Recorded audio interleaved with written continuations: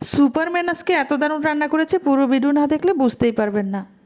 আসসালামু আলাইকুম ইব্রান, কেমন আছেন সবাই? আমার হাতে দেখতে পাচ্ছেন একটা পেঁপে দিয়ে মুরগির গোস্ত রান্না করবে আজকে আমার সুপারম্যান। সুপারম্যান কবে থেকে রান্না শিখে গেল বুঝতেই পারলাম না। তো প্রথমে তেল ঢেলে দিচ্ছে, তেলের ওপরে যে মশলাগুলো ছিল সেগুলো সবগুলো ঢেলে দিয়েছে। পরিমাণ মতো হলুদের ফাঁকি, মরিচের ফাঁকি দিয়ে দিচ্ছে ও সাথে লবণ দিয়ে দিচ্ছে। পরিমাণ মতো যদি সব কিছু হয় খাবার কিন্তু খেতে ভালো লাগে।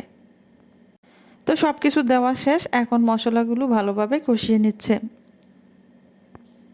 মশলাগুলো ভালোভাবে কষালো হলে সেখানে ঢেলে দিচ্ছে মুরগির গোস্ত। ঈদের পর থেকে গরুর মাংস খেতে খেতে বোরিং, তাই ভাবলাম মুরগি দিয়ে আজকে রান্না করুক। সবগুলো মুরগির মাংস ঢেলে দেওয়া শেষ, এখন সেগুলো ভালোভাবে নাড়াচাড়া করে দিচ্ছে। ছেলে হোক মেয়ে হোক, রান্না শেখাটা কিন্তু জরুরি। কখন কোথায় কিভাবে রান্না করে খেতে হয় বলা যায় না, সেজন্য আমি মনে করি রান্না শেখাটা অনেকটা জরুরি।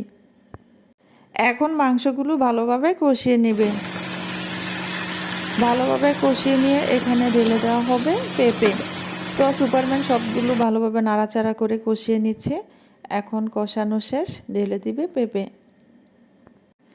পেঁপের সাথে কয়েক টুকরো আলু আছে, কাঁচামরিচ আছে। সবগুলো সবজি দিয়ে গোস্ত রান্না করলে খেতে কিন্তু দারুণ লাগে। বাচ্চারা সবজি খেতে চায় না, শুধু গোস্ত খেতে চায়, সেজন্য তাদেরকে এইভাবে রান্না করে দেওয়া হয়। এখন পেঁপেগুলো ভালোভাবে কষিয়ে নেওয়া হবে মাংসর সাথে। পেঁপেগুলো একটু বড় বড় করে কাটা হয়েছে, কারণ এগুলো খুব দ্রুত সিদ্ধ হয়ে যায়। প্রায় সময় আমি এই রান্নাটা করে থাকি, পেঁপে দিয়ে মুরগির গোস্ত রান্না।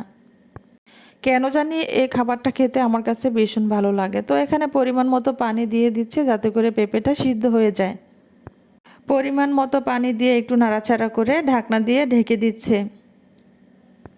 কিছুক্ষণ পর পর এসে সুপারম্যান তরকারিগুলো নাড়াচাড়া করে দিচ্ছে। পেঁপেটা যেন ভালোভাবে সিদ্ধ হয় সেজন্য চুলার তাপ কমিয়ে দেওয়া হচ্ছে। তো তরকারিটা দেখতে কিন্তু অনেক বেশি ইউনিক লাগছে, খেতেও ভালো লাগবে ইনশাল্লাহ।